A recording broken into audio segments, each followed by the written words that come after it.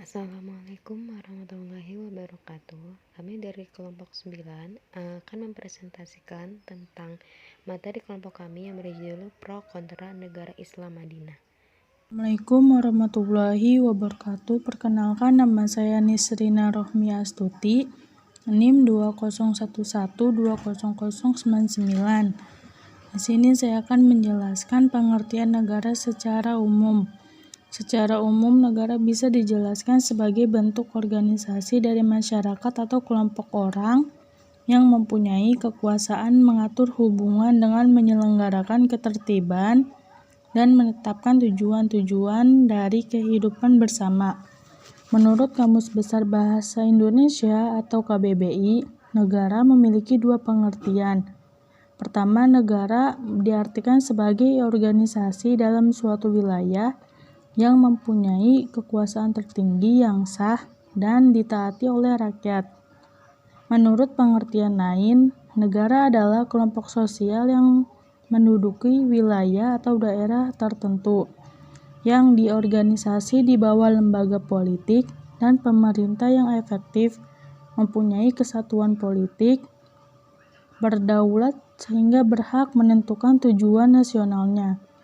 Pengertian negara menurut Profesor Miriam Budiharjo, negara adalah organisasi yang dalam sesuatu wilayah dapat memaksakan kekuasaannya secara sah terhadap semua golongan kekuasaan lainnya, dan yang dapat menetapkan tujuan-tujuan dari kehidupan itu.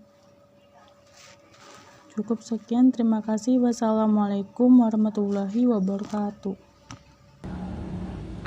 Pengertian negara menurut pandangan Islam. Negara Islam adalah satu sistem hidup yang mengatur segala kehidupan dan penghidupan manusia di dalam berbagai hubungan.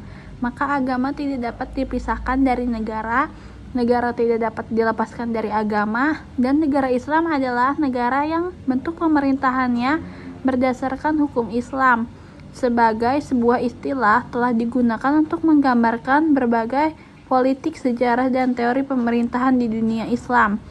Dan adapun menurut Ar-Raghib Al-Asfahani mendefinisikan negara atau al-balad sebagai suatu tempat atau teritorial yang ditetapkan batas-batasnya secara jelas, yang dikenal karena domisili penduduknya yang menetap di wilayah tersebut.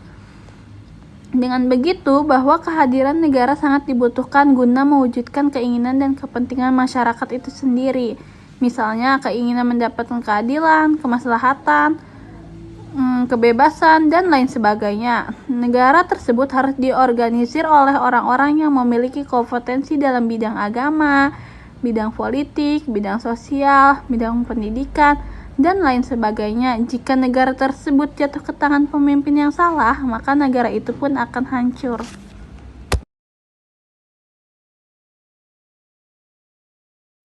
Madinah Al-Madinah Al-Munawwaroh adalah sebuah kota dalam wilayah kekuasaan pemerintahan Kerajaan Arab Saudi sekarang. Kota itu dikenal sebagai tanah suci kedua umat Islam. Pada zaman Nabi Muhammad SAW dan Al-Khulafa Rasyidin, 4 khalifah pengganti Nabi, kota itu menjadi pusat dakwah, pusat pengajaran, dan pemerintahan Islam. Madinah adalah kota yang sebelum hijrahnya Nabi Muhammad SAW bernama Yastrib dan terdiri dari 2 suku bangsa, yaitu suku Arab dan suku Yahudi. Bangsa Arab yang tinggal di Yastrib terdiri dari penduduk setempat dan pendatang dari Arab Selatan yang pindah ke Yastrib karena pecahnya bendungan Ma'arib.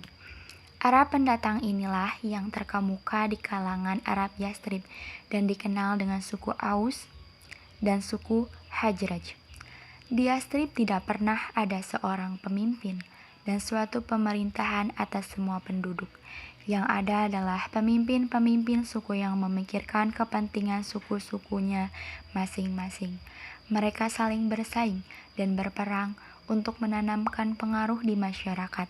Akibatnya di antara suku-suku yang ada itu dapat terjadi permusuhan, bahkan peperangan. Setelah Nabi hijrah ke Yastrib, kedatangan Nabi dan umat Islam di Madinah telah mengubah segalanya. dan tak lama setelah hijrah, Nabi menyusun konstitusi Madinah. Dengan demikian, Madinah berubah menjadi negara dengan Nabi sebagai kepala negara. Menjelang wafatnya, Nabi SAW, wilayah kekuasaan negara Islam ini mencakup hampir seluruh wilayah Arabia dan Madinah merupakan ibu kotanya.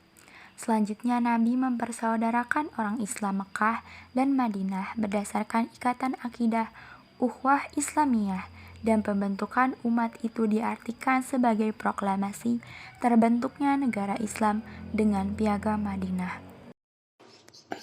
Ya, selanjutnya ada syarat berdirinya sebuah negara. Syarat berdirinya sebuah negara apabila ia memiliki 1. Wilayah, 2. Rakyat, 3. Pemimpin bagi rakyat. Hubungan antara rakyat dan pemimpin terwujud dalam aturan-aturan yang sering disebut sebagai undang-undang. Negara Islam merupakan negara yang didirikan atas dasar keyakinan atau akidah, bukan atas dasar letak geografis, etnis, ataupun aspek-aspek alam lainnya. Karena itu, negara Islam bersifat universal. Karena berdirinya sebuah negara merupakan kontrak sosial, maka kontrak antara rakyat dan seorang pemimpin tertinggi merupakan faktor yang mesti ada. Tanpa kontrak tersebut, seluruh warga di wilayah tersebut tidak lebih hanyalah segerombolan manusia saja. Dan dengan adanya aturan atau undang-undang merupakan unsur yang mesti ada dalam suatu negara. Undang-undang akan mengatur hubungan antar individu untuk mencapai keadilan dan kemaslahatan bersama. Tanpa undang-undang, pola hidup manusia tidak akan berbeda dengan pola hidup hewan. Padahal, manusia diciptakan dengan berbagai kelebihannya adalah untuk menjadi manusia dan bukan untuk menjadi hewan. Materi yang terakhir, apakah Rasulullah membangun sebuah negara? Jadi, orang Islam berkeyakinan bahwa pendiri negara Madinah merupakan wahyu dari Allah dan bukan semata-mata pemikiran sosial politik oleh Nabi. Lebih jauh lagi, umat Islam berkeyakinan bahwa Nabi merupakan teladan terbaik dalam segenap aspek kehidupan, tidak terkecuali masalah sosial politik. Oleh karena itu, negara Madinah merupakan model negara ideal yang harus dituruti oleh umat Islam sepanjang masa. Karena semenjak Nabi menginjakkan tanah ke Madinah, beliau melakukan lobby-lobby dengan berbagai elemen masyarakat Madinah untuk membuat suatu kesepakatan bersama. Akhirnya kesepakatan bersama itu bisa dicapai dan mengikat seluruh elemen masyarakat Madinah. Kesepakatan bersama itu disebut sebagai Piagam Madinah atau Konstitusi Madinah. Dan Konstitusi Madinah pun memuat aturan-aturan tentang interaksi antara warga Madinah yang terdiri dari komunitas muslim, ahlul kitab, dan kaum paganis. Lalu, dalam rangka memperkokoh masyarakat dengan negara baru itu, ia segera meletakkan dasar-dasar kehidupan masyarakat. Di antaranya terdapat 3 dasar, yaitu pembangunan masjid selain tempat sholat, juga sebagai sarana penting untuk mempersatukan kaum muslimin. Yang kedua, ukhuwah Islamiyah, persaudaraan sesama muslim antara kaum muhajirin dan kaum ansor. Dan yang ketiga, hubungan persahabatan dengan pihak lain yang tidak beragama Islam. Dengan terbentuknya negara Madinah, Islam makin bertambah kuat. Selain tiga dasar di atas, langkah awal yang ditempuh Rasulullah setelah resmi mengendalikan Madinah adalah membangun kesatuan internal dengan mempersaudarakan orang muhajirin dan ansor. Langkah ini dilakukan sejak awal untuk menghindari terulangi konflik lama di antara mereka.